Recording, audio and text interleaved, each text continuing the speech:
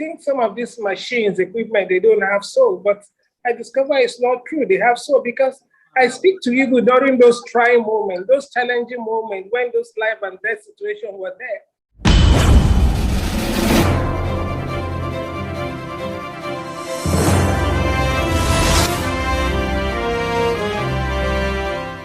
You might have heard about the story of the Nigerian man who rode his bike from London to Nigeria. Or perhaps you haven't heard about it. Well, no problem. You are here on the right channel to hear about him from him. That means he is right here with me and you're going to be hearing this story from the horse's mouth. To all my subscribers, thank you very much for subscribing. And if you're new on this channel, you are very much welcome. This is Real Talk with Bumi channel, where we bring you stories, inspirations, and different kind of information that would be beneficial for you. So please go ahead and subscribe on this channel if you have not done so. And please share this video for today and make sure you like it. Leave your comments. We'd love to interact with it. All right, let's go straight into the video. Thank you so much, Mr. Kunle Adeyanju, for coming on this channel with me and for sharing your story.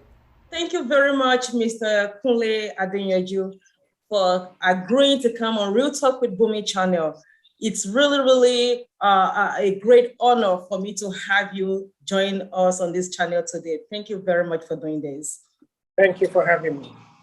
And when I looked at your story is such an inspiration. Like, it's like a wow story. And one of the things that I do on Real Talk with Bumi channel is also to bring inspiring stories. We tell stories a lot on the channel.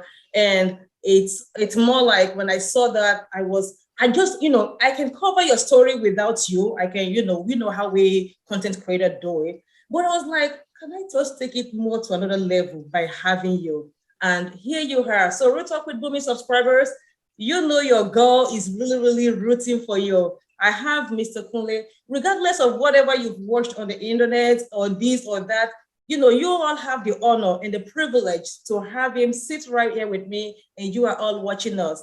And I'm going to be asking him some few questions, and I really wish it was a live program where all of you can ask him questions. But anyways, remember to leave your question in the comment section. And before we go on, to all my new subscribers, thank you very much for joining on this channel. Please go ahead and subscribe on the channel. And if you're an old subscriber, thank you again for coming to watch this program. So, Mr. Kunle, I'm just going to be interacting with you. I don't want to say an interview because it's nothing that is so formal. So my first question to you today is, what is your greatest inspiration for doing this trip? I mean, I've listened to you, I've watched you talk about it, and you're trying to raise awareness for a noble cause. But the way I want to ask my question is, this awareness that you want to raise, I mean, this noble cause, are you that so passionate about it, even to the face of death? So let me hear what your perspective is about this. Well, that's a deep question, and which also calls for a deep answer. So to answer your question in absolute terms, the answer is yes. Embarking on that ride, be mindful of all the dangers, all the challenges, all the hardship that I may not come out alive, and still going into it meant that I was really ready, to give it up. So the answer is yes. And I think it has to do with the kind of person I am. I don't quit, and let me just summarize how I see things in life. If I struggle for something, I compete, I fight for something, and I don't get it, there are two ways that I say. It's either I've struggled wrongly or I have not struggled enough. Wow. So it's always, the issue is always with me, not with someone else or not with something else. So, I see that way, that all the cards are in my hands, because I've realized that in life is just 10% of what happens to you. 90% of what you choose to do about it. So, yes, I was willing to give it my all. And it's not that I just went into it, like a brute, just being unnecessarily bold and just going there like a brute. No, but I'm a very strategic person. And I plan a lot. I love planning, because I believe that when I plan very well, before going into what I want to do, the probability of coming out, successful is much higher. Because yes, in my plans may not work 100%, the way I planned it. Yeah. But because I planned very well, right, the ability to adapt to these new changing situations, would be a lot easier than if I had not planned at all. So I spent a year putting up my plan together to do the right, knowing all the risks, all the dangers, all the challenges, inherent in something like this. And when I was sure my plan was good, my plan will work, and I went in for the ride. Wow. So the answer is yes, I was willing to give you my all. I wanted to test my limit. I wanted to stretch myself. And I believe my plan will work. So that's why I did it. Okay, so but now let me ask you, what is now your greatest courage in the face of death? Because I know that when I listened to you, you've said like you overcame death like 3 or 4 times. I remember you citing an incident where you had to jump on the tree. I mean, at that point where you are facing death, like, oh my God, this is a risky one. What inspires you the most? Like, are you thinking, well, if I die, I have lived a good life? Or are you thinking, I'm going to make it through? I mean, what is that thing when you are facing that moment of challenge? If I give you this short story, if you look at people who are like in the military, the special forces, or, people who do those counterterrorism units and all those kind of guys, they go to a lot of training and they tell you when they're in the war front, in danger zone, they don't really have time to think. They just act. And because they act, and that's why they do a lot of simulation training. So when they do that training, so when that moment comes, you don't have time to process and to keep thinking, you just act because every second counts. So because I planned a lot, I prepared a lot for this ride, I trained my mind a lot. I read a lot about what I needed to do in case of challenges.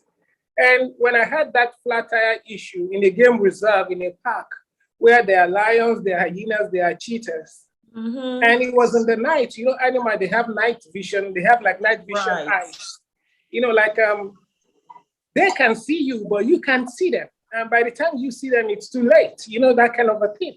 Yeah. So when I had that issue, I had no time to think. It was just the survival instinct that you need to act, you need to do things now to keep you alive. Every second counts. So at that moment, you have no time to worry, because if I spend 1 second to think, the fear will paralyze me. And when the fear paralyzes you, you kept thinking about fear, then you become uncoordinated in your action. Right. But when you know that, okay, for me, this is my survival instinct kicks in, you just act and do those things. And that's the essence of where this planning comes in. Because okay, if this happens to me, I didn't plan that I was going to have a flat tire. But I said to myself, just in case, what if I fall down on a bike and maybe I run into an animal and I fall down? And I thought about a situation like that. Now, what if an animal crosses me in the front and I run into an animal and I fall down? What is my fallback? I can't pick up my bike because the time I need to pick up the bike to, to try and escape, the animal will have devoured you, that kind of a thing. So what is the safest thing to do? Put height between you and any animal that comes to you. So, that kind of survival instinct just was there. So when that issue happened, that top action just came is act. And that's what I did. So I really had no time to think and worry about, okay, I know about what, I know. So all right. So would you say, okay, you're gonna do this all over? I know you are so adventurous though, because I read extensively about you. Since I learned about your story, I know you still have more adventures that are coming. You still want to go to Israel, you still want to ride. I mean, are you in a position where you know that you can do this all over and all over again? And one thing that I don't know if anyone has asked you this question, your family, what is their stand against all of this adventurous, fun, but risky event? Well, you see, am I going to do it again? The answer is yes, because it's a way of life for me. And My family, yes, they know the kind of person I am. I've done a couple of things like this with my children. We've done adventures together. We've climbed some little mountains here and there together.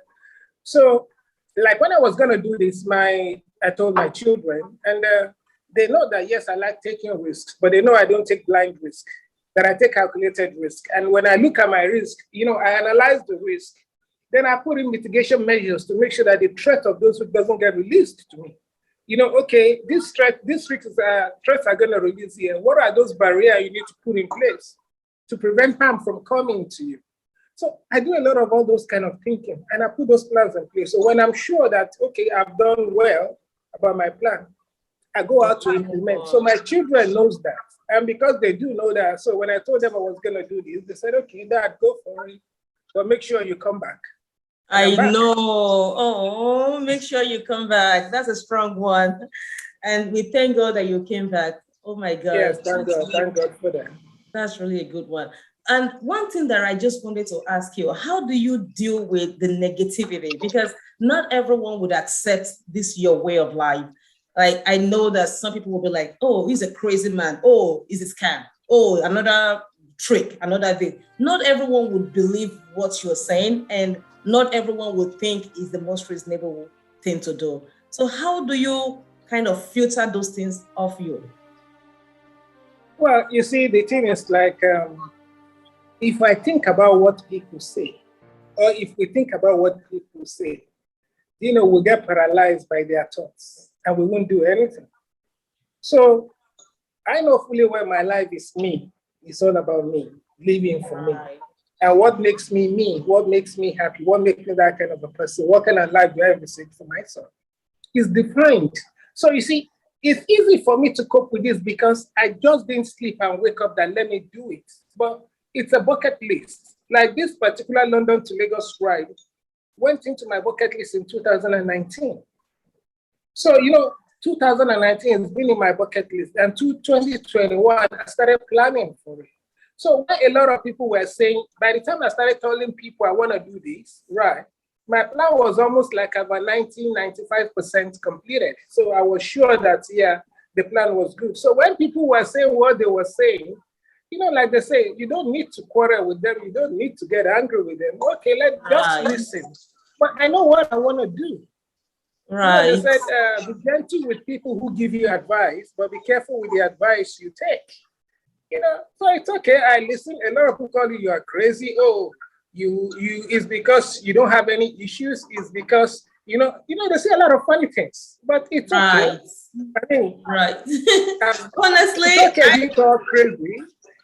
I myself, when I was just going through some comments, and I'm like, wow, this man must have been a man that doesn't care about the opinions of people, because that on its own is enough to be a baggage to weigh you down. Because some people were like, oh, okay, who was recording him? Because, you showed some clips where you were traveling down the desert, the sand, I saw some clips, and people were like, who was recording him? How did he eat? How did he drink?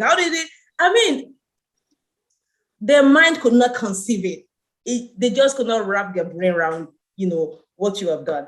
But in all honesty, let me ask you, so how did you feed and drink during this time? Because I know there will be some extensive ride where you cannot stop to go into the city, or there's even no city, So at this moment, how do you take care of your physical needs? Okay, you see, it's all part of the planning. So let me go back how the planning took care of that. You see, like I got my bike, Eagle, which is in the background picture. And the tank capacity of Eagle is 17 liters. And I have this small emergency reserve gallon attached to it, which is 5 liters. So when I fill the two, when I'm full, it gives me a range of 625 kilometers, right? Mm-hmm. Now, I was saying, if I take the route from London and go through Libya, then down to Niger Republic, then to Lagos, it's about 8,000 kilometers, which is 4,000 kilometers shorter than the route I followed. But the challenge with that route is going through Libya, the shorter route is, there are times on the map, when I checked, you travel like about 1,800 kilometers before you get from one city, you get to another city. Now, I don't have that kind of range. So I can't embark on that kind of route because the maximum range I have with my equipment, with my bike, is 625 kilometers. So if I venture on that kind of range, it's an accident with, it's going to end in disaster. Right. Because if between the two cities where you can get life support services, it's 1,800 kilometers. Obviously, I will end up nowhere, which is death, certain death in the Sahara. So, but when I check through the coastline, I could see that there are some places where you get communities at 450 kilometers apart, some places 600 kilometers apart. You know, so that informed the choice of route. It's longer, but it's safer, it's walkable. So, you know, because of this, I make sure that when I start off to the point where I'm going to stop, my 625 kilometer range capacity, which I have, can take me through up to that. So it's all part of the same planning process. So when I get to those towns or villages or cities where I can get those life support services like water to drink, you know, food, fuel for my bike, and hotel or accommodation where I can spend the night. So that's how I was able to, you know, plan my route to make sure that I was able to navigate through the journey. Honestly, I never knew that someone can travel. You know, I always think there's going to be like sea, like there will be some sea that there is no connection of road. You know, a lot of us have always fly when we travel. And when we fly, the only thing we can imagine is there are some seas. So when I, you know, read about your trip, I'm like, so it's not actually all about water. Like everything is not just you have to go over water or the Atlantic oceans or something like that. You know, your journey is enlightening. You know, it's inspirational, number one, because you were able to plan and to do it. Number two, it created awareness for the noble cause that you believe in. And then number three, again, it's even educational. I'm telling you, it's really educational because some of us, as well-traveled as we are always thinking overseas, over the seas. So thank you so much for providing such an educational story. So for this noble cause that you believe in, so did you tell these people that, okay, you're going to be stopping by to visit? Because I know that you were stopping. I know that your trip was actually 13 days, I think, but because you were doing the meet and greet, you were stopping over to pass your message across, to create the awareness in what you believe. It extended over to about 45 days. So those places you were visiting, did you let them know in advance that you were coming, or you just go into the city and you just talk about what you want to talk about? No, actually, it took a lot of planning to even get that to happen. You know, when I was gonna do the ride, okay, I'm a Rotarian, a member of the Rotary Club. So when I was gonna do the ride, what I did basically was to communicate to all the Rotary clubs along the routes that I'll be passing through. Okay. In all the towns, in all the major towns, all the villages, I communicate with all the Rotary clubs. They're Rotary International, the headquarters of Rotary worldwide. Okay. Because I was championing the End Polio drive. Okay, the Polio Plus chairman, that's the Global Polio Plus chairman, communicated to all the Polio Plus chairman in all the countries that was going to be passing through. And okay, we have the Polio Plus ambassador on his way. He will be coming through your country. And when he gets to your country, instead of riding through, we've expanded the scope of his program. So he's going to be staying over in your country for 3 days. And during that 3 days, because of the participation with World Health Organization, he needs to go to World Health Organization to meet with the country chair. He needs to see the Minister of Health in that country. He needs to go to the field with the Polio Plus volunteers to immunize the children and also to educate the women about the dangers of polio. So, you know, these are all the meet and greets that extended the days to 41 days. You know, so it took, but if you ask me, it made the program a lot richer because the ability to have the cooperation with the local Rotary clubs and being able to actually go meet the women, the community, because there are some community I went to, I had the opportunity to address about 300, 500 women. So you can imagine the impact of that, addressing that people. You know, look at the ripple effect because they're going to talk to other people who will talk to other people. Right. So, that's really huge. That's really huge. Wow. So how do you feel sleeping at night with this huge level of success, with all these news, with everybody wanting to talk about you? You've been to many TV stations, you were on the CNN, and I learned that Bill Clinton also mentioned you, an honorable mention. With all these things, how do you feel? Do you feel the, like, just this overwhelming joy and happiness? I mean, just describe your feelings with all these achievements. Well, am I very happy about it? The answer is yes. Am I excited about it? The answer is yes. Well, am I still grounded? The answer is very, very capital yes. I'm still grounded. I'm still the same person. Because when I was doing this, I was just living my life, doing those things I want to do. I just want to help. Like address a cause in memory of a friend.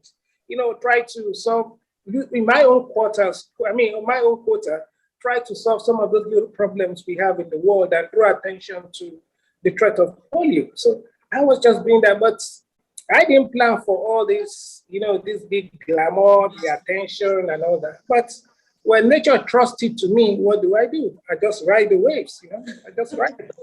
That's really good.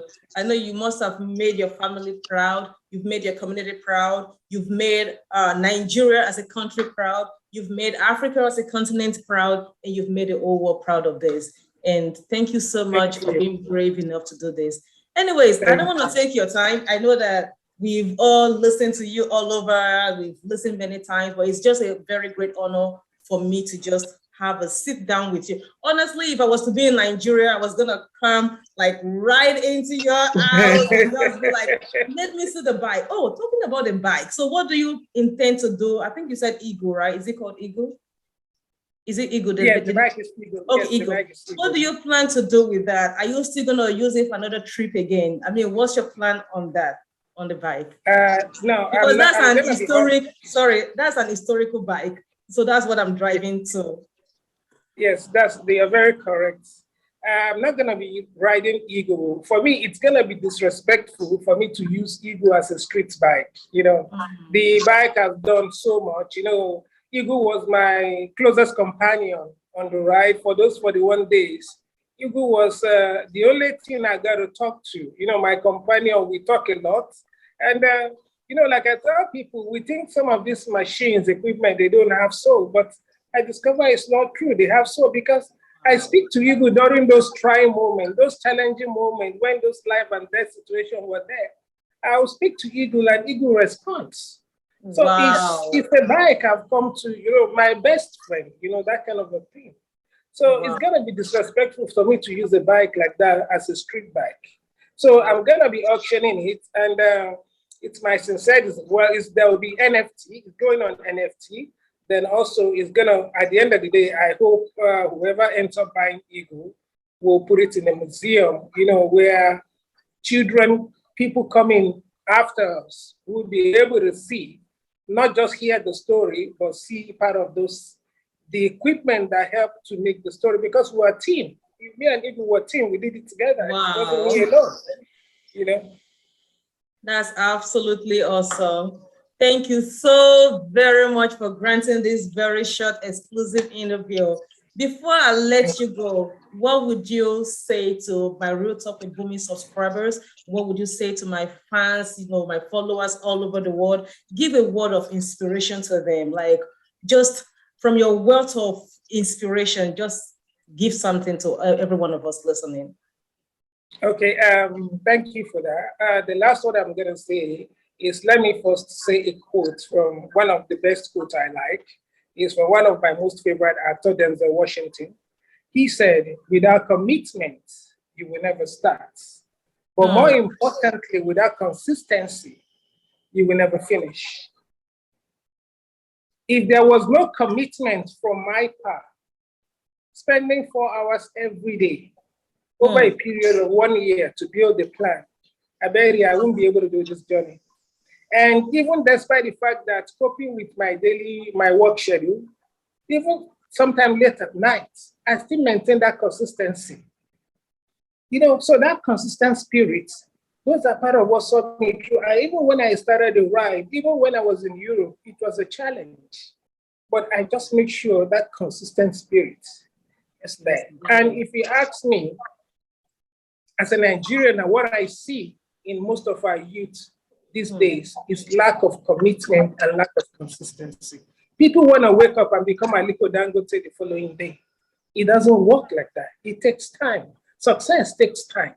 So I implore everyone watching me or listening to this today is please remember this: without commitment, you will never start.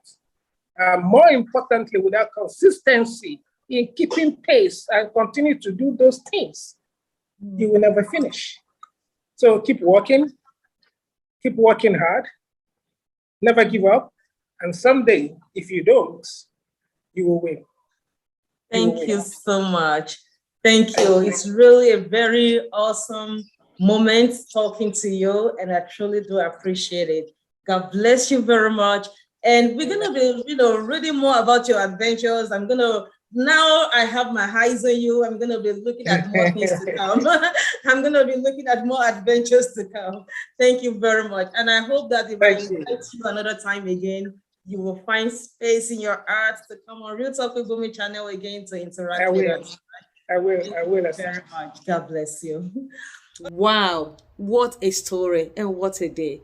Thank you so very much, Mr. Kunle Adeyanju, for coming on the channel today. I truly appreciate your time. I truly appreciate you. It's a great honor to have you. Thank you so much. Real Talk with Bumi subscribers, what do we say to him? Please go ahead and say thank you in the comment section for me to Mr. Adeyanju. And to all of you that have watched up to this moment, you guys, you are the real VIP. Thank you very much. I really, truly appreciate all of you. And to all my subscribers, God bless you. Please go ahead and share this video. Please share as much as you can. This inspired me to do more. Go ahead and please leave your like, comment, and all the good stuff. Thank you so much. And again, I will sure see you in my next video. Bye.